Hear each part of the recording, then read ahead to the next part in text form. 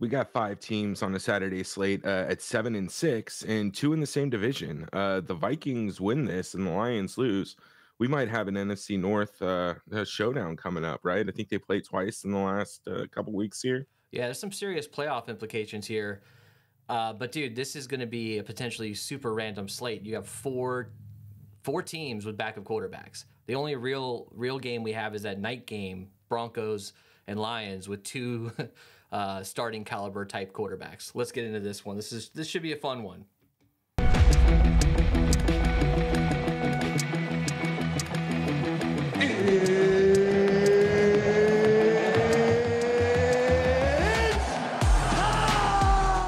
What is up, guys? Welcome to the Edge DFS. My name is Tyson Smith, joined by Ellie Hernandez. Ellie, we got the Minnesota Vikings fresh off of a 3-0 win. Nick Mullins is now the starting quarterback. Pasternaut is the emergency third quarterback. Going into Cincinnati against the Bengals. That's the only outdoor game we have to worry about. Then you got Steelers going into Indianapolis against the Colts. And the night game, Broncos versus the Lions. I actually think this is an interesting slate. There's a lot of stuff that can happen here. This Broncos versus Lions game is probably like, I wouldn't call it the easiest to figure out, but it feels like you have 2 pretty good teams going head to head. The Lions are trending down, Broncos trending up. They've won what 6 out of 7 games. They lost that game to Houston in a close one. You got the Steelers with the backup quarterback. You got Trubisky. You got people for calling for Mason Crosby at this point. That's how bad things are going. I really hope the Steelers lose this game so we don't have to watch them in a playoff game. That would suck. Gardner Minshew is starting there. He's been able to kind of light it up here and there. Been a little inconsistent. But what are we thinking for these games overall? Like, what is your favorite matchup here? And how are you treating some of these games? I mean, you got Jake Browning with the Bengals. Can he come back down to earth? The dude has been Kurt Warner in his first couple games.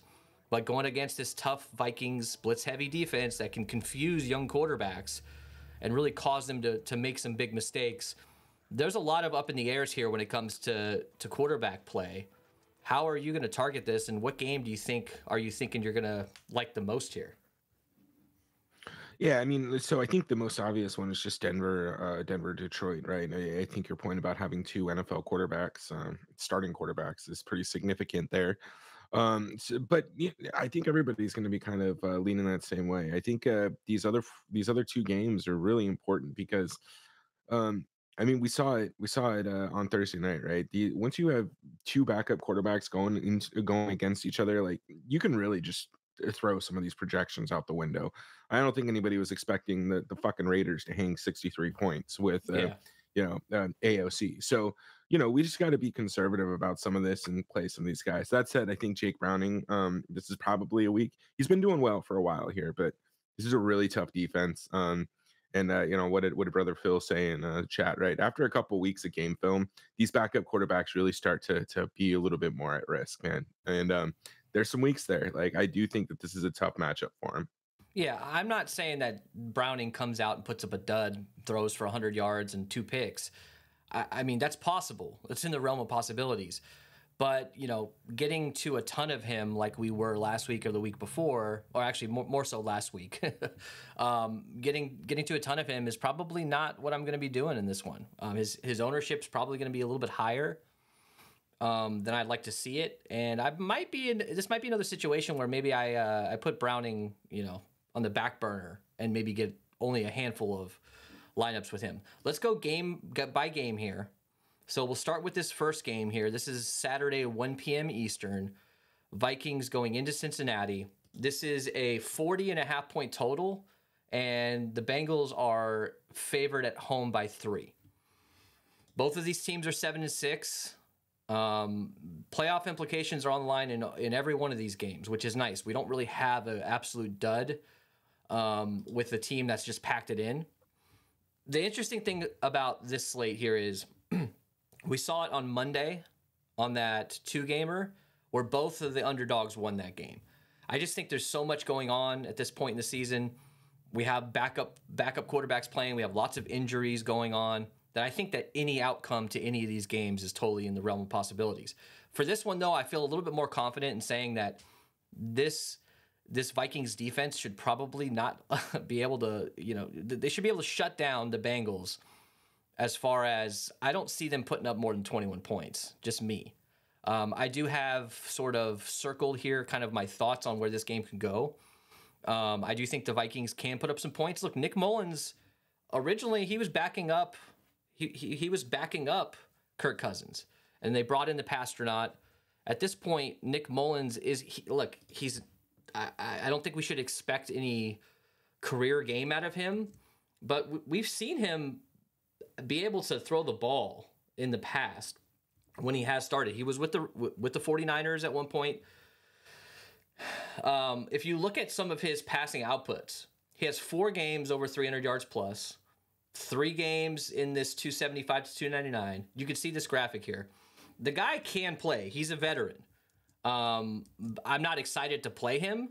The Sims are seeming to like him as far as this matchup and the numbers, because look, at the end of the day, this Bengals defense is not great. They can get some pressure on the pass rush, but against the run, against the pass, they're going to give up some points in this game. So thoughts overall on this matchup here, man? What's jumping out to you? We have some injuries to talk about, which we'll get to in the next segment. But just a bird's eye view of this slate. This feels to me, man, I don't know, maybe I'm crazy. This feels like a Vikings win. I just don't know if I trust Browning and I trust this team to continue their hot streak here against this tough defense. Maybe I'm overplaying it. Is that just me? I mean, this Vikings defense is going to blitz 50+% of the time. They're going to give such exotic looks that it's not going to be easy for him to just, pop it down to a hot route here and there. They have linebackers dropping back and playing safety at some points, rushing 5+, 7+. Am I going crazy? Am I overplaying this Vikings defense? No, man. I agree with you. I think that this is probably a game that the Vikings win. I would. I actually probably will just put some money on a Vikings money line at +142. To your point, I think Nick Mullins is a little bit more reliable quarterback in this situation. I know what we've seen from Jake Browning, but if you're really expecting Justin Jefferson to be back, Jordan Addison, TJ Hawkinson, like really outside of Alex Madison, this is the first time that they've had some healthy weapons, or that wide receiver core healthy since week 1. So that might be a bit of an exaggeration, but anyways, and then just a couple other points, right? Cincinnati, their pass blocking sucks. Yes. Minnesota, their pass rush isn't great, but they fucking blitz all the goddamn time. So I mean, at a certain point, that's just going to beat the shit out of Jake Browning.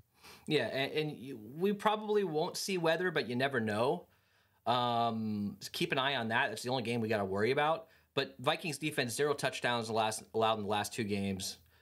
Shut down, held the Raiders to 0, and then they came out and scored 63. Both teams are going to be pass heavy though. But we're seeing a top 6 for both of these teams when it comes to throwing the ball percentages versus the run. You got TJ Hawkinson here, dude, in a good spot. One of the worst. Actually, they are the worst team. They're 32nd against the tight end when it comes to fantasy points given up. Great spot for Hawkinson. And there's a little history here with Mullins. He went out and targeted him a ton last week. Now with Justin Jefferson back, which he says he's going to play, and he was ruled in. Am I super excited to get to a ton of Justin Jefferson? I'm not, because I just don't know where he's at. He came back last week, played a couple plays, got hurt with a chest injury. Probably one of the reasons why Dobbs is going to be sitting on the bench as the emergency quarterback, just allowing your wide receiver like that to end up in the hospital with some of his throws. We talked about Dobbs, dude. As Cardinals fans, we know what to expect. He's going to come out and he's going to wing it, and he's going to look pretty good until they figure him out, until they have game film on him in that offense, and they're able to figure him out a little bit. I think with Mullins, maybe you bring a little bit more stability as far as he's probably not going to make as many mistakes, and he can probably exploit openings in this defense, being a veteran. I'm not expecting him to throw for 300 yards or anything. I mean, it's possible. But I think that this team has a better chance of winning because their defense is so damn good. They just need to be able to limit the turnovers. If the Vikings can limit the turnovers, I think that's a key to the game. And for Bengals, it's Browning's ability to handle the blitz. If this guy comes out sharp and is able to slow the game down for himself and see kind of where this defense is going, maybe we see a bigger game out of him. I just don't see it happening. Ty Chandler. So I know we'll get into injuries. We'll sort of wrap that up in the next segment. But Ty Chandler is going to get the start. Alexander Madison's out with a high ankle sprain. Ty Chandler should this run offense is not good by any means. Their run blocking ability is pretty good. They just do not run the ball that much. But a guy like Ty Chandler at his price feels like he's in a pretty good spot. He's not like in a smash spot where I'm just going to get 100% of him by any means. But it's some good value to bring up. Let's actually, while we're here, I want to go look at some of these numbers before we move on to the next game. This is the Fantasy Fellowship on TikTok. Go follow them. But if we look at quarterback points allowed, the Bengals are 22nd. And you got the Minnesota Vikings at 15th. Here's what I really wanted to point out here is the running backs points allowed. Denver last. I know that Denver's defense, we'll get to them in a minute, but has looked a lot better, obviously. They're causing turnovers. And their pass defense has much improved, but they still will give up rush yards. It's going to happen. Cincinnati Bengals are pretty good against running backs. And we see the Minnesota Vikings are 7th against running backs, fantasy points allowed. Here's what I wanted to point out here. Cincinnati Bengals, 32nd. Tight end points allowed, 16.73 PPR points per game. Definitely worth mentioning here. The Vikings, 13th. A lot of these Vikings numbers are pretty low. You do see Vikings against wide receivers, 22nd. You could chalk that up to being so blitz heavy. There's a lot of opportunity for big plays potentially. But when it comes to the Bengals against wide receivers, 18th. So what are you really targeting in this game from each side? Is this a running back situation? Are we going to go heavy on pass catchers for either team? You got some of the best wide receivers in the game playing against each other in this one. Justin Jefferson and Jamar Chase. I don't care who's throwing him the ball. At a certain point, we saw it with Browning. The dude's ADOT is so low because he's just throwing screen passes and quick routes to his playmakers and letting them make plays. Who are you targeting from this game? Yeah, man. Well, I think the easiest way is just to stack it up in general. I like Nick Mullins a lot. Just comparing him to Josh Dobbs, he has the ability to make some of these throws. Josh Dobbs, he's a good quarterback. He's going to be a journeyman backup for his career. That's not a knock on him or anything, but there's just certain throws he's not able to make. Nick Mullins does have the ability to make those throws. And the one thing I think we just got to be careful getting caught up here is just, is Nick Mullins kind of a product of Kyle Shanahan in that offensive system? But another thing that I do want to point out is, Nick Mullins has a lot of work with George Kittle. He's very, very, guess who? And George Kittle's close friends with TJ Hawkinson, right? Like they have very similar tight ends, very, very similar style tight ends. So yeah. I could really see that being kind of, that is a guy I do want to target is TJ Hawkinson.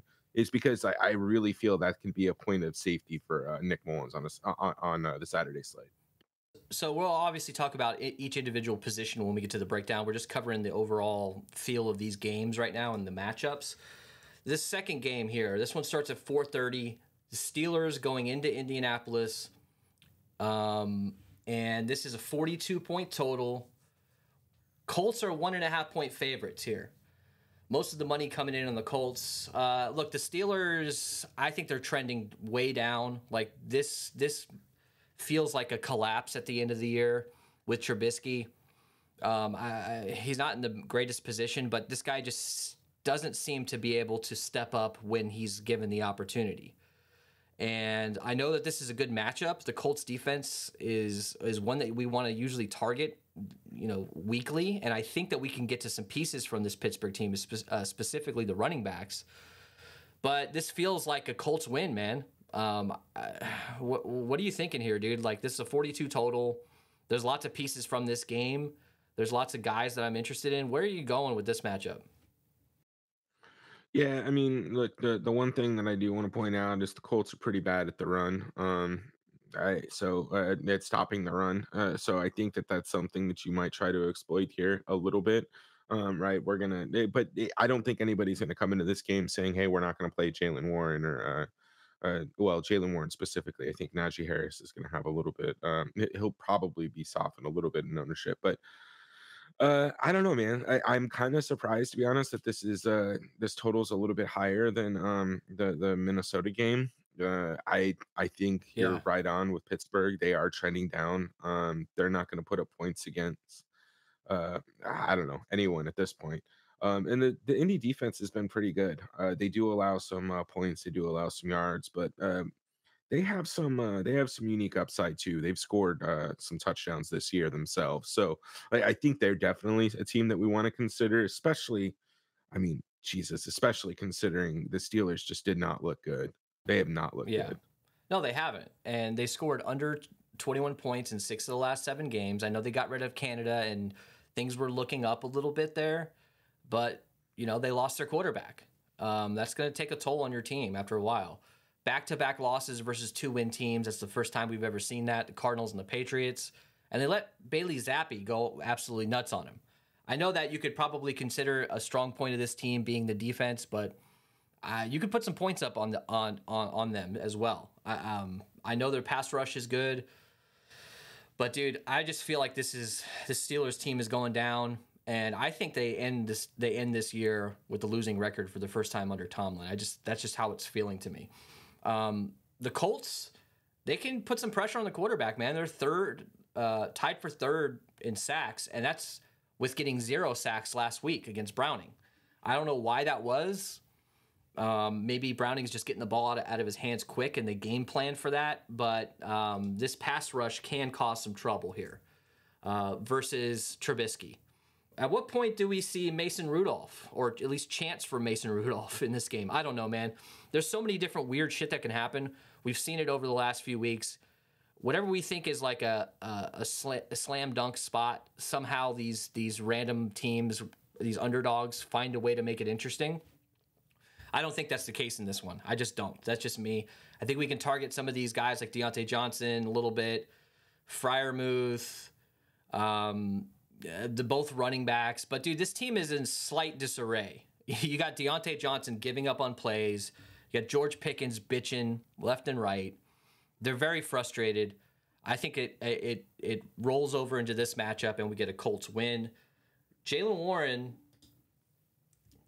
grading out well, man. Top-ranked running back among 42 backs with 100-plus carries this season. Yards per carry, Warren. Yards after contact per carry, Warren. Missed tackles, forced per carry, Warren. So there's some guys to target here that we'll get to. In my opinion, the keys to this game, if the Steelers can exploit that Colts run defense and get 150 yards on the ground, maybe they got a chance in this one. I just don't think that Trubisky is going to be a guy that can win this on his own. Get pressure on Trubisky if you're the Colts. If you could cause turnovers, if you could get 5 sacks on this guy, this game's done. They got no chance. Zach Moss, again, is in a good spot. We'll get to injuries here in a little bit, but no JT again. So are we going to go back to the well and play Zach Moss again? I don't know. We might have to on a 3-gamer. All right. Anything else to add? You want to move on to the last game? Yeah, I'm good. All right. So this last game here, Detroit Lions at home. Goff doesn't have to play in the weather, so a little bit of a boost. This is a 48 total.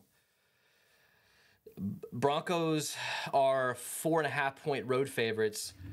Detroit has been struggling. We all saw them lose that game on Thanksgiving. They looked bad last week against the Bears.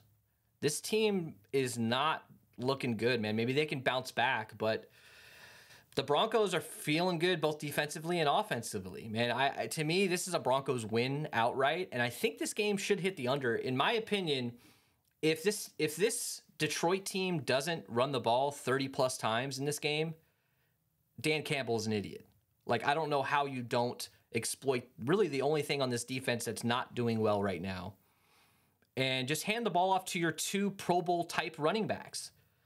Where are you leaning with this game, man? I feel like this is a Broncos win. I'm not super confident in getting to like a ton of Russ stacks, but I think I will, because this Detroit defense has not looked good, man. They've been giving up yards left and right to everybody. What are we doing with this game? Yeah, man. I think the first thing to point out is obviously this is the highest total. This is the one game we talked about earlier with two starting quarterbacks. So this is going to be a chalky game by nature. I think your approach is kind of interesting, right? If you want to get unique, I think Russell Wilson's going to be chalky, but like I think that he may be a little less chalky than Jared Goff. Jared Goff is going to be in a dome. He's going to be at home. They have struggled over the past 2 weeks. So I think that this is really kind of an opportunity for a get right spot, right? But let's be realistic. Like I think you called it out. The Denver Broncos defense is significantly improved. They got the shit kicked out of them by Miami, and they took it as a point of pride to not let that happen again. Yeah. Now, granted, they are still very, very, very bad against the run. So again, like I think you're right on. Like we really got to see what the game plan is here. They feed Gibbs and Montgomery, they could eat and really open up some opportunities for ASB and Sam Laporta, right? Off the play action. So again, like this is a 48-point total. I don't want to spend too much time on it here because we're gonna break down the shit out of this game because I'm going to force this game into every lineup. Yeah, absolutely. Denver won 6 out of the last 7 games. The takeaways have been the story here for Denver. 2+ takeaways in 5 of the last 6 games. Their defense has held teams to under 23 points in 8 straight games. You look on the other side of that, the Detroit defense has allowed 26+ straight points or 26 or more points in 5 straight games, and they're giving up 3 to 4 turnovers, like left and right. Their defense is not looking good, man. They started to look better, like coming into this year, and they've reverted back to kind of what they were last year with a defense that just can't stop anybody. Pass defense for the Broncos, under 215 yards in 6 of the last 7 games. It's just setting up that Goff, yes, can he come out and have a great game? I think Goff is a great quarterback. I think he's up there on the tiers of quarterbacks, but this just doesn't feel like a good matchup in this particular game. And I think that you just need to just run the damn ball as much as humanly possible. You sent me this before. Which pass defense has been the best and worst over the last 5 weeks? Basically here, the Denver is a top 4 pass defense over the last few weeks. We know that. So their weakness, run the damn ball on them. All right? Run the damn ball on them. It's not that hard. Blitz-wise, 31% blitz rate. And when you look at Goff, his passer rating under pressure, not looking too hot.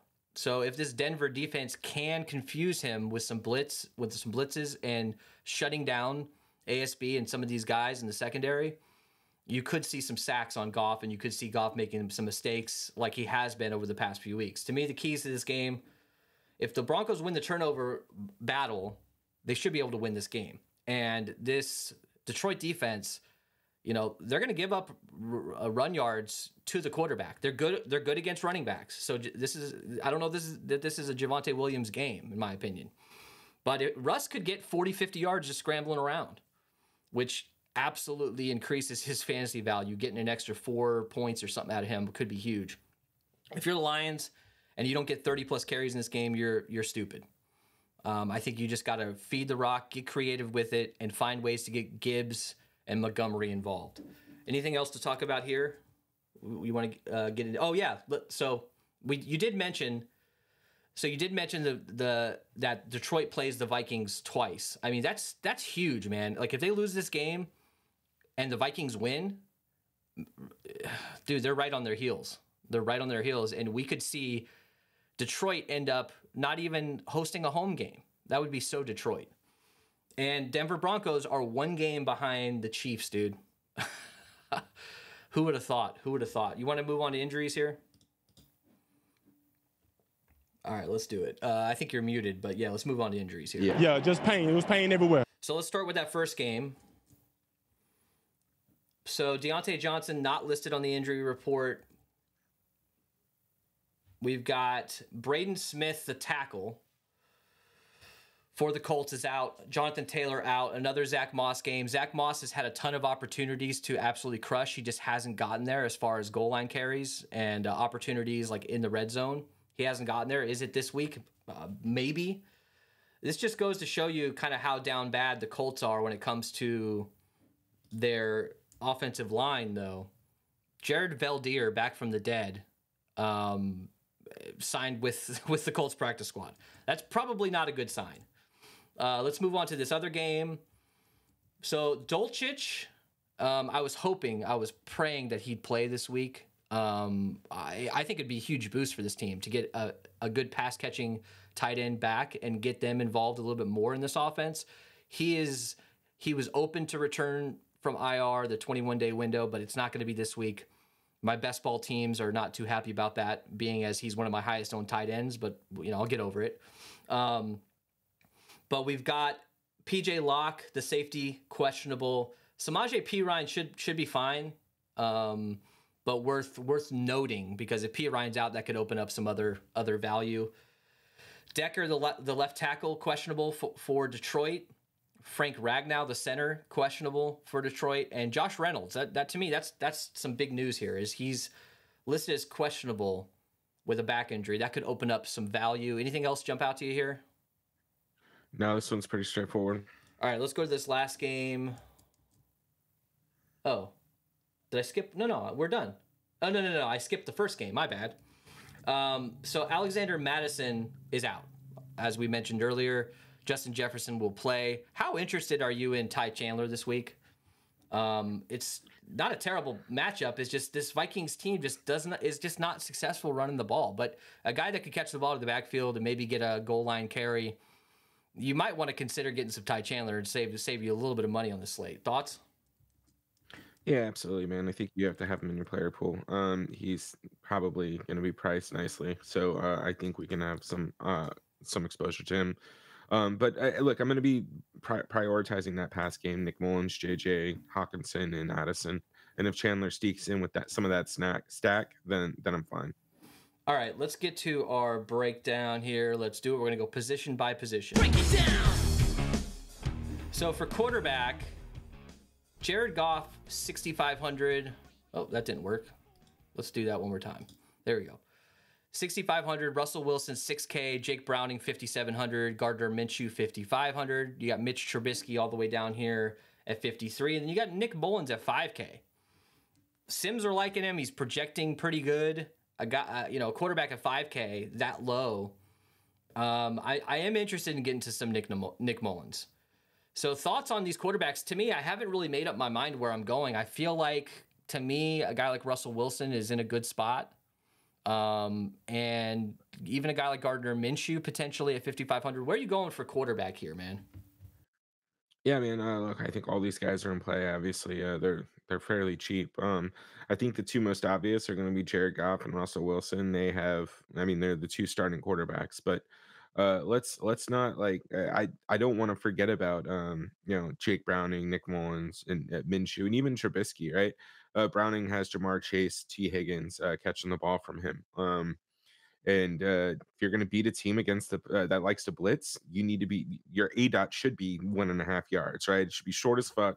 Your snaps should be quick and just throwing the ball as quickly as you can to Jamar Chase. So, I think that's a game script that you can build for. We talked about Nick Mullins. Nick Mullins has some rushing upside too. And at 5K, man, he really is going to open up some flexibility to build. I know you said you were getting a little bit of him when you were running. SaberSim was showing some love to him when you were running it earlier, but that's probably why, man. He's just so cheap and he's projected pretty nicely. Yeah, man. Exactly. I feel like I'm not going to be super, super heavy on any of these guys. Maybe Russell Wilson gets the highest exposure for me. I just don't know yet. This is a tough one to crack as far as getting your stacks in and everything. If you had to pick one guy to play here based on his ownership, based on his upside, based on the matchup, who are you going with, you think? Nick Mullins. He'll probably be my primary play. A lot of options here, man. Let's move on to running back. So I'm going to sort by projection here and make it a little easier to get through all these guys. Zach Moss, 6,200, the highest projected guy on the slate. I think that's pretty fair, but I don't know why SaberSim isn't really giving as much love to Jahmyr Gibbs and David Montgomery. I'd probably boost them.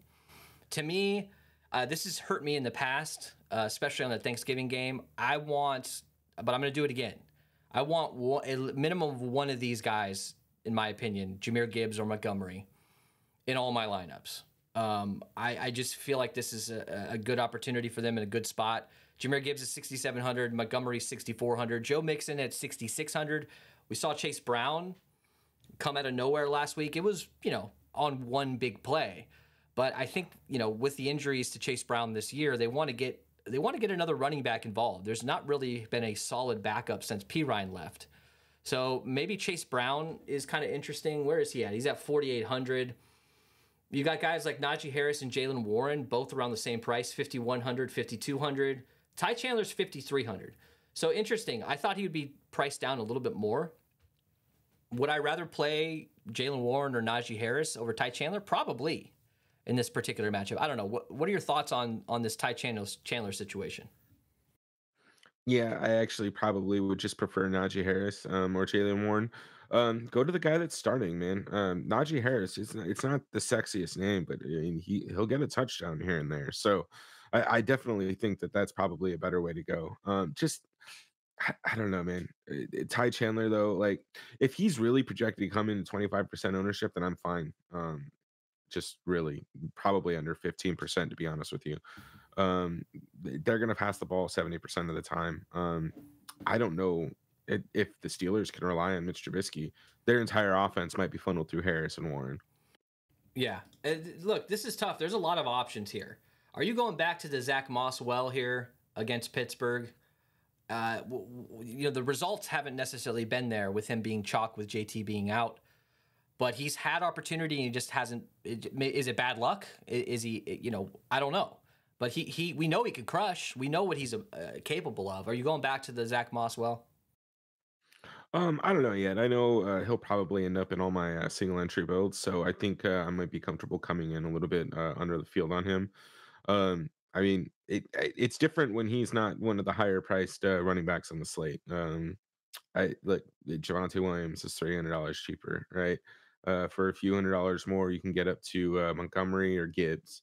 For 1,000 less, you can get to Harris or Warren, right? So I do think you have some flexibility in GPP, especially if he's projected to be 50% owned.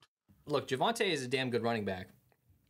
I just don't see him having a massive game against the Detroit front. But if we think that Denver can get out to a lead in this game, maybe we boost him a little bit.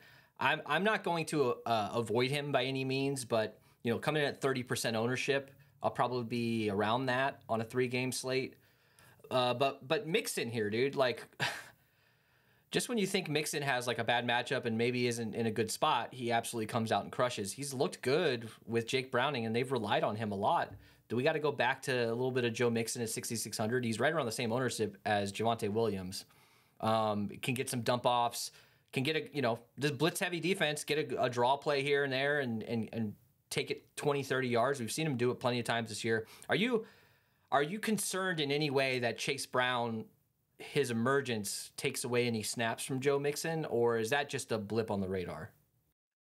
Yeah, no, I don't give a shit about that. I mean, Samaje Perine was actively involved in the offense last year, and we knew what Joe Mixon was going to get us on a week-to-week basis. Look, Joe Mixon is going to get, 15 to 18 carries or touches. Jake Browning's, he's still a backup quarterback. So, like, the easiest way they can try and take pressure off him is to hand the ball off a little bit. And if you have a team like Minnesota who loves to blitz, an easy way to kind of soften the blitz is if they over pursue on one run, you pop off a 50-yard run that changes how often you blitz. So look, man, Joe Mixon, he's definitely in play. Again, I compared to Zach Moss, like I don't think Zach Moss is going to outscore him 2-1, right? Like I think their ownership should be a little bit closer together. To me, my favorites are the Detroit running backs, and then probably Pittsburgh running backs against this Indy defense with Trubisky at quarterback. I think those guys are probably in the best spot, but you can't avoid Zach Moss, Joe Mixon, those kind of guys on the slate like this, a 3-gamer. Let's go to wide receiver here. So Michael Pittman Jr. is the highest projected wide receiver on the slate as of now. He's 7,300. Him and Minshew have looked good, man. Michael Pittman has looked great. Justin Jefferson coming back from the injury, 8,100. I don't know how much we could trust him right now, but at the end of the day, you're talking about consensus the best wide receiver in the NFL. And if he's healthy and if he's playing, you have to get some exposure to him. Am I worried about another injury? Probably not. Is he going to get 100% of the snaps? I don't know, dude. It's a big question mark. And if you can get this right, it's probably going to help you a ton on Saturday. I just don't know where I'm going with Justin Jefferson. Before we move on, what are we doing with $8,100 Justin Jefferson? Yeah, I mean, I'm gonna play him in. I think that there's other places that we can save some money, but Justin Jefferson's Justin Jefferson. Like, um, I don't know. He's just one of the best wide receivers in the game, and all it takes, dude. He'll have a 15 reception, 175-yard game with no touchdowns, and even at that, like that obviously is something you're gonna need in your lineup. Play Justin Jefferson, at least be even with the field. I think. All right, so Sun God 7,900. This Denver pass defense has looked great. Do I think they completely shut him down? No, I don't think they do. I think still Amon-Ra St. Brown is going to get his targets. He's going to get his receptions. It's just whether or not he has a nuclear game. I don't think he has a nuclear game in this one, but I'm still going to have plenty of him. He's going to be 43% owned. Jamar Chase, probably the second best wide receiver in the league, 7,600. He's set his career high for receptions in a year that Joe Burrow has been banged up, and this team hasn't played great. Jamar Chase is always an incredible option. He's 7,600. He's $500 cheaper than Jefferson. Cortland Sutton has looked good with Russ, man, 6,400. Pickens, always a deep play type guy or always a big play type guy or red zone target, 4,800, really cheap. Josh Downs, they're priced right around the same. Any interest in these Steeler guys? Deontay Johnson, 5,200. Let's talk about these two Steelers guys. We know Deontay Johnson is a guy that's going to get a lot of targets and is probably a safer play, but George Pickens in 2 plays can break the slate. I know he's got Mitch Trubisky throwing to him. I don't love that. It's probably why they're so cheap and they haven't looked good recently. But I think you got to sprinkle in some of these pass catchers for Pittsburgh, especially going up against this Indy defense. Thoughts? Yeah, absolutely, man.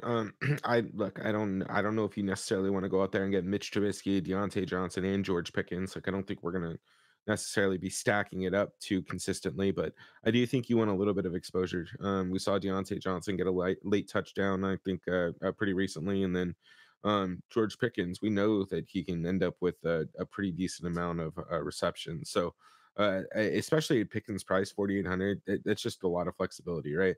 I know that you have Downs and Judy right there, and out of those 3, like I don't know, man. Like I think Pickens might be the better play, and Downs depending too as well. I think he's in a decent spot, but I don't know. I think Pickens is fine at 4,800, and Deontay at 5,200. He's fine too, man. Look, I think that with Justin Jefferson coming back, it really opens up a ton of more opportunities for guys like Jordan Addison at 5,600. T. Higgins is 5,900. I mean, dude, you always got to consider playing T. Higgins here. Tyler Boyd, 41. Alec Pierce, we saw a big game from him finally recently at 3,500. Jameson Williams is a guy to talk about at 3,400. If Josh Reynolds is out, man, that's a big boost to guys like Jameson Williams and Khalif Raymond. When it comes to value, man, who are you looking at here, dude? Donovan Peoples-Jones, even if Reynolds is out, might get a little bit of run at 3K. Brandon Powell, with JJ coming back, probably isn't in my player pool. What are you thinking on the low end here for some of these cheap guys? I don't think you really need to go, super low. Like Marvin Mims as a random dude that has big play upside at 3,200. Maybe considering, but the bottom floor for me, depending on whether or not Reynolds is in or not, maybe this Jameson Williams, Khalif Raymond area. I don't think you need to go to Allen Robinson or Little Jordan Humphrey. I know Little Jordan Humphrey has some upside. Calvin Austin has some big playability. I'm just going to focus on these studs. There's plenty of running backs to play here. I might get a running back in the flex. I don't know if I'm going to have more than 3 wide receivers in a majority of my lineups. I don't know how that's going to go yet, but what are you thinking for value here? What's the lowest that you're willing to go? I don't know, man. Like I think right now it might be that Alec Pierce, KJ. Well, KJ is 4,200, but Alec Pierce 3,500, Jameson Williams 3,500 or 3,400. This might be the way to go. And then maybe this is a 2 tight end week where you punt at a $2,500 tight end and then run TJ Hawkinson in the flex or some shit. So like I think we might have to do something like that because again, unless Josh Reynolds is out, like I don't know that I'm comfortable getting anything lower. Who's your favorite wide receiver play on this entire slate? I mean, you got to be looking at Pittman here as a great play. But who else jumps out to you as far as studs that you're willing to get over the field on? I know you want to say who else, but MPJ is probably my guy, man. Like he's out of all the wide receivers on this slate, he's leading in targets. I know we've seen some injuries from Chase and some quarterback stuff going on, but he's the most consistent part of that offense, and he's going to get his volume. I love MPJ, but look, man.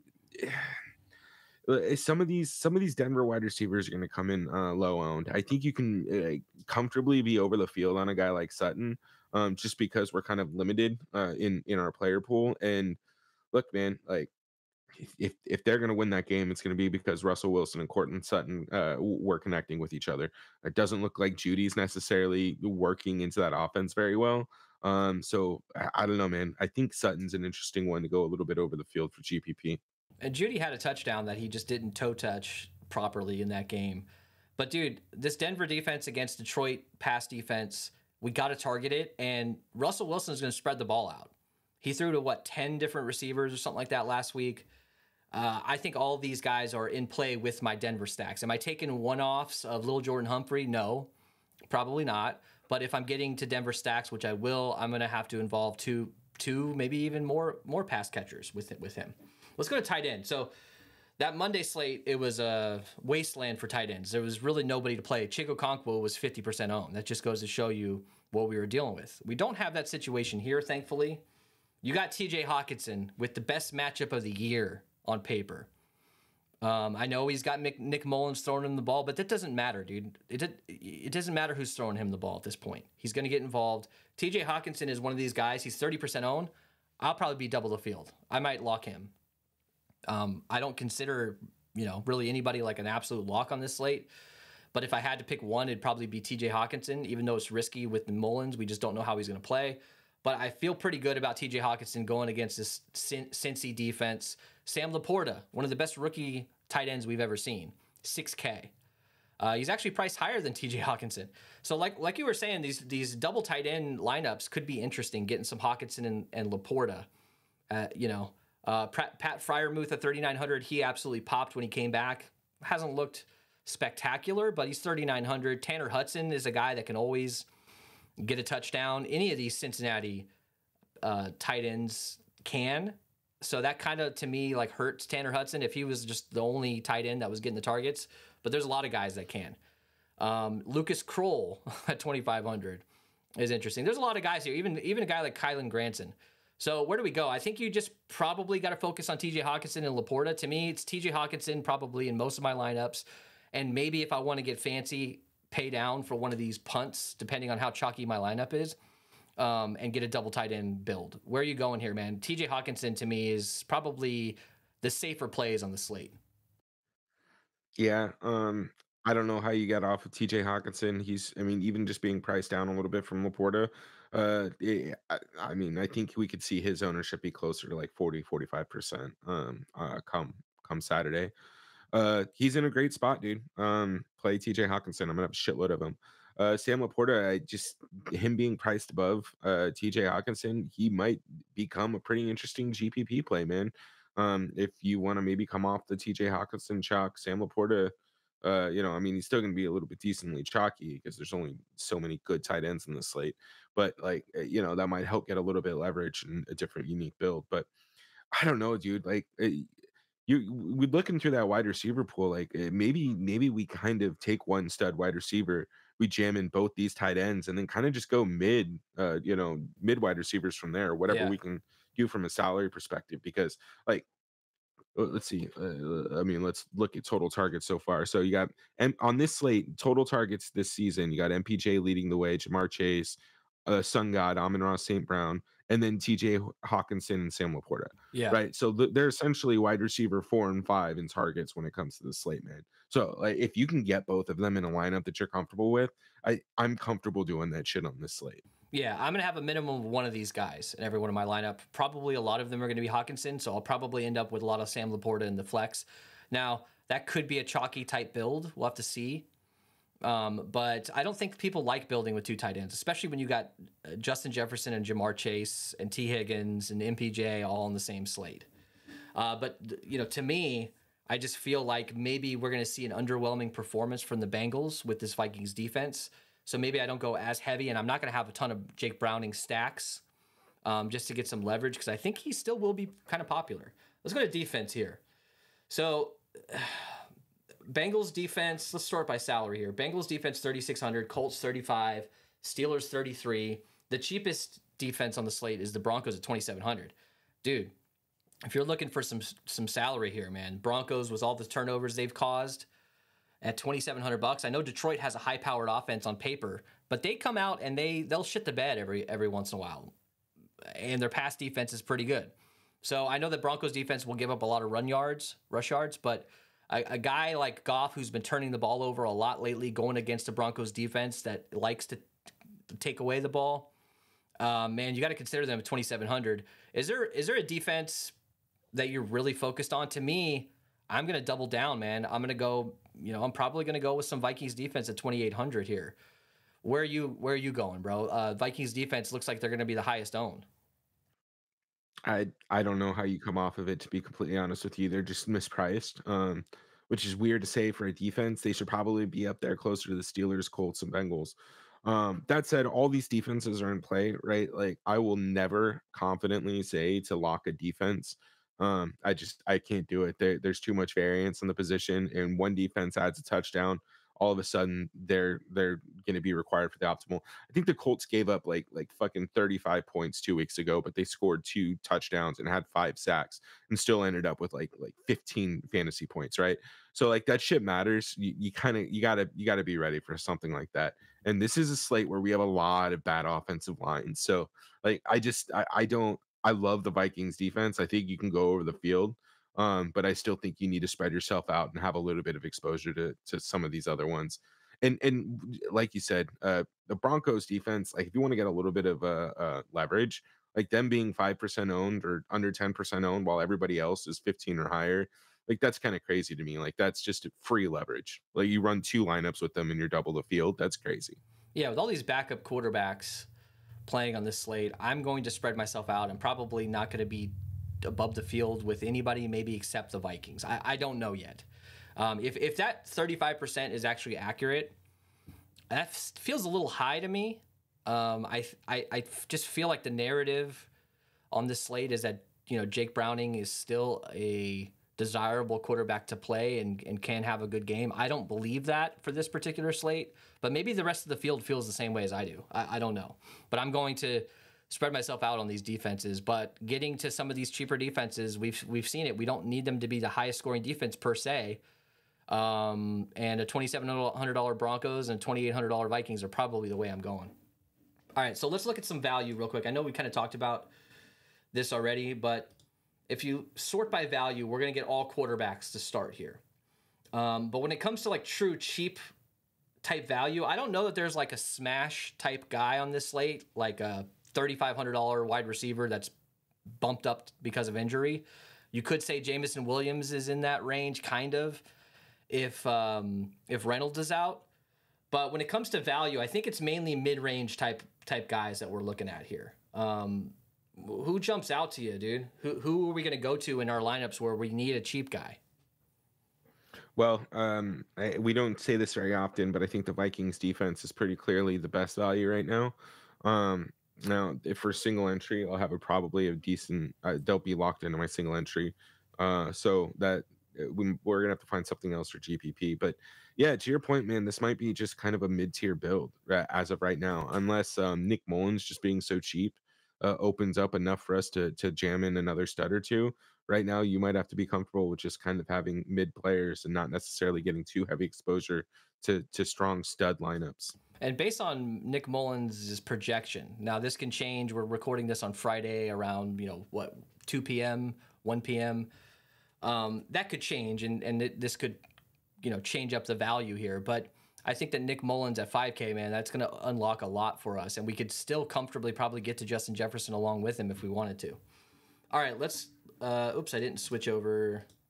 There's the value, my bad. Let's move on to our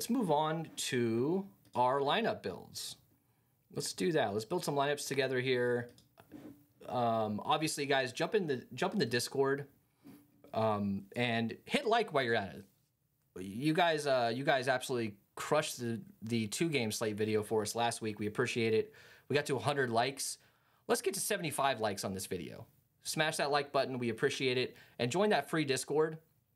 We're obviously in there chopping it up, talking about matchups. We're not just sitting in there focused on, picks. We're breaking down actual matchups and trying to exploit some of these matchups.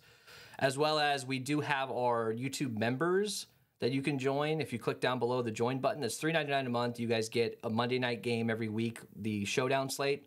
As we get into the playoffs, we're going to do a special show for you guys. We're still figuring out what we're going to do for that. But that's $3.99 a month, and you get access to our private channel in our free Discord for any questions you might have if you guys need any help. All right, so let's start building lineups, dude. So let's build our $100 or our $50 single entry with less than 1,000 people in it. Where are we going at quarterback here, man? Is this this is going to be tough. I mean, you got Nick Mullins at 5K, good value. I don't know that I trust him a whole lot in my single entry. If I'm fading a guy like Jake Browning for GPPs, do I want to get to him in the single entry? I don't think that that's how I'm going this week. Is this just like a safer situation just to go with a guy like Russell Wilson or Goff, who are real quarterbacks who've started in this league in the past? Let's just start there and see what we can do. I mean, if it's too hard, we can always go down to Mullins. Let's start with Russ. All right, let's start there. Let's pair him with Sutton. Do we want to pair him with anybody else? Or do you want to just start here? With a single entry, we don't have to get as crazy stack heavy. We're going to want at least one pass catcher with our quarterback, obviously. But do we want to get a guy like Judy? Do we want to go down that route? Or we want to just focus on getting to more of these stud wide receivers like MPJ and Justin Jefferson and guys like that? Well, I think we just stay here with the stack and then honestly just start by putting in the Hawkinson too. Yes, definitely. Let's do this, dude. Let's do a double tight end for the single entry. You want to try it? Hawkinson and Laporta? Yeah. All right. So let's go to running back next. I don't know how I'm going here as far as whether it's Montgomery or Gibbs. Do you have a feel? Is it flip a coin situation?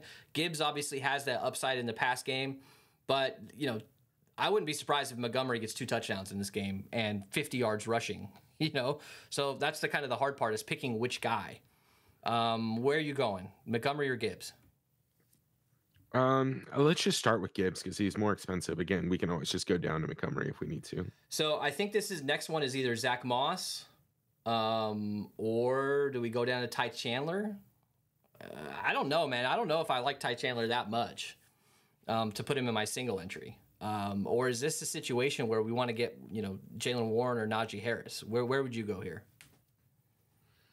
I mean, full transparency, Zach Moss is going to be 50% owned. So I think that's where we start. If we need to try and go spend down after that, then we do that, but go with the chalkier play first. All right, let's just put in Broncos defense right off the bat. Let's just try that. Well, actually, no. Let's go to Vikings. Now we got 2 wide receiver spots, 5K apiece. So this isn't Showdown. We can't just jam in like a $1,000 guy. We're gonna have to keep it reasonable here. We got to get a stud though. Maybe we're gonna have to pull out Laporta. Maybe we're gonna have to pull out Zach Moss. Which stud are we going with here? Is this some MPJ, Michael Pittman Jr. lineup?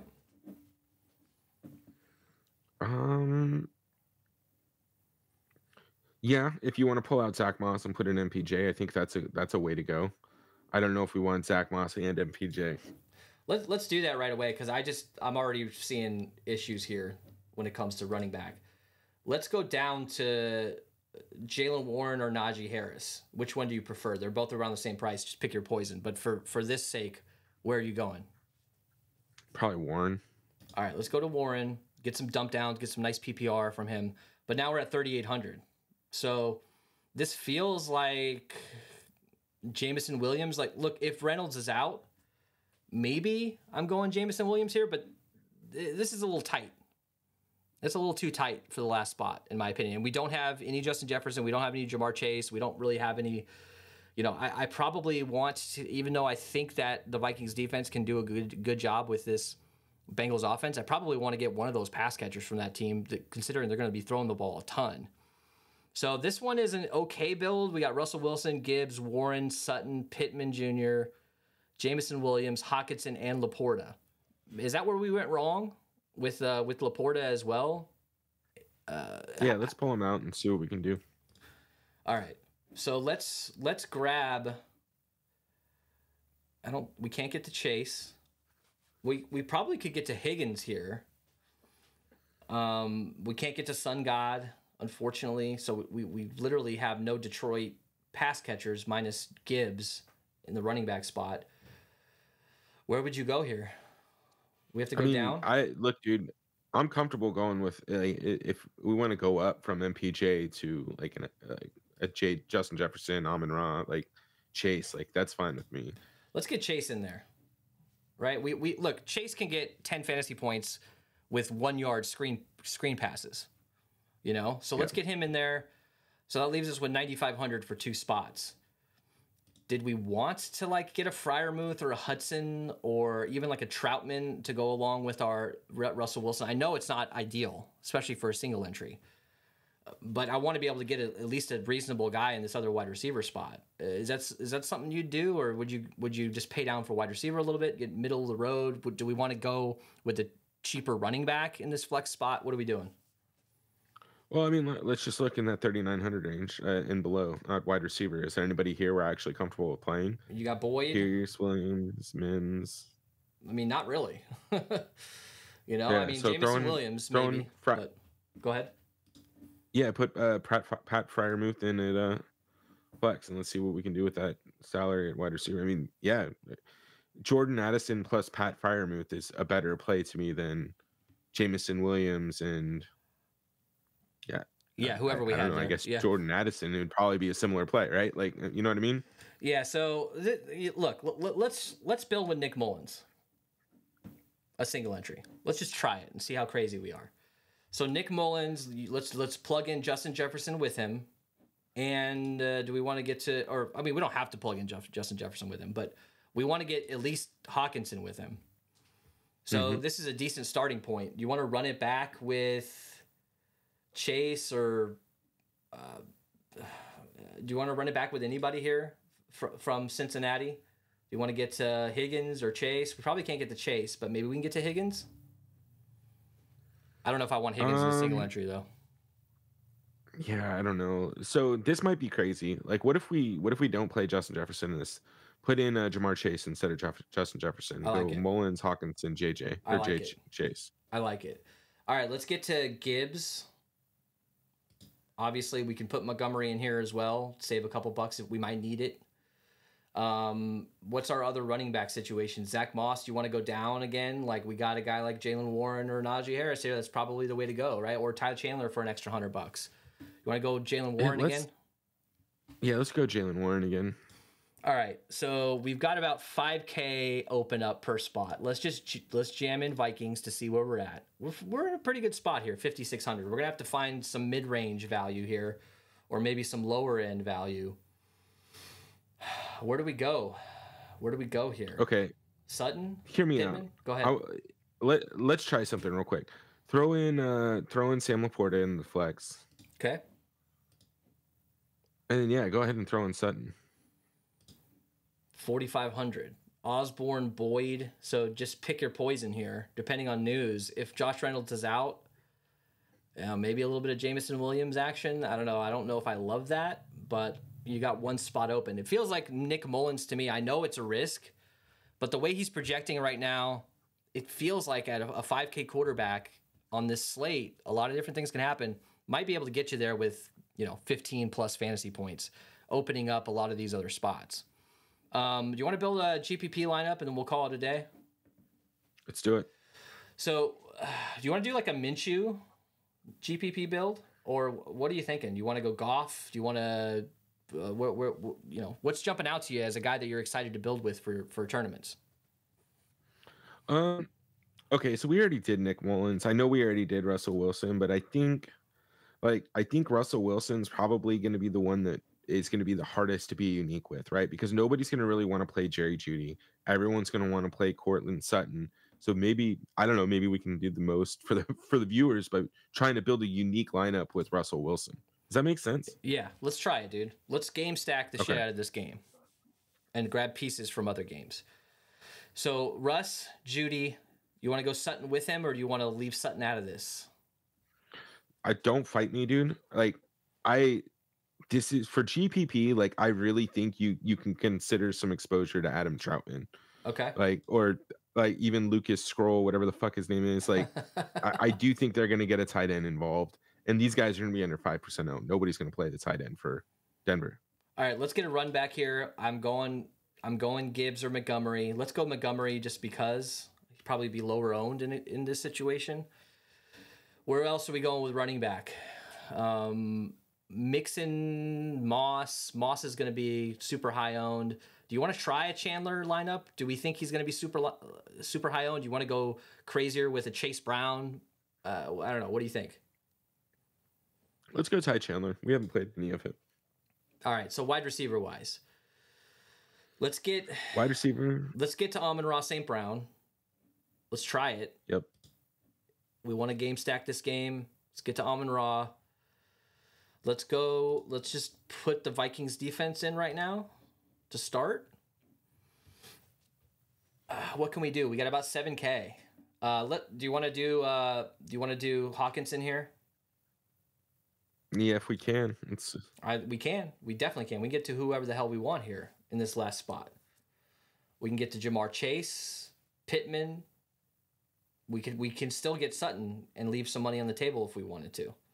So we got Russ Wilson, Montgomery, Chandler, Jeudy, Sun God, open spot at wide receiver where you can get anybody you want. Troutman, Hawkinson, Vikings defense. It feels like the single entry build is harder to get to. I'm going to have 100 plus lineups for this slate. So I'm going to be able to spread myself out and get to a lot of different combinations. But what did you learn building the single entry versus building the GPP lineups? Single entry, it just felt pretty easy building with Nick Mullins. So I'm kind of concerned that his ownership might come in a little bit higher than what we're anticipating, just because of how easy it was to build with him. Now, not to be a complete douchebag or anything, but this is also why I like building for GPP, because you can just as long as you kind of justify your lineup and why you're playing it that way, I have no problem going in and playing a 5% owned guy, because that's the fucking point of GPP. Yeah, absolutely, man. So overall thoughts, man. How heavy are you going? What's going to be your strategy overall for this one as far as tournaments versus single entries? Are you fading a guy in your GPPs that you're playing in your single entries? Does that jump out to you right now, or is that something that's going to evolve as we get closer? I mean, I thought it was going to be Zach Moss, but Zach Moss is just priced a little bit higher than I was anticipating for the slate. So he might be a guy I'm getting a little bit more exposure in GPPs than I was earlier at the show, thinking I was going to get more exposure in single entries. But tomorrow, man, just from a strategy perspective, these are good slates to really kind of just hone in some of your stacks. You can get a little bit more risky because there's kind of less variance you need to account for. 3 games, anything can happen, but not as much of anything as a 14 game, right? Yeah. So you don't necessarily have to be perfect. If you want to try some shit out, if you want to try a high dollar single entry, this is the kind of slate to do it. Or if you want to do a high dollar GPP, this is the slate to do it. You have a little bit more flexibility in those. All right, make sure you guys throw us a like on the way out, subscribe, and we will see you guys for Sunday Night Football. That's our next game, and we obviously have our Monday Night Football game for the members. We'll see you guys later.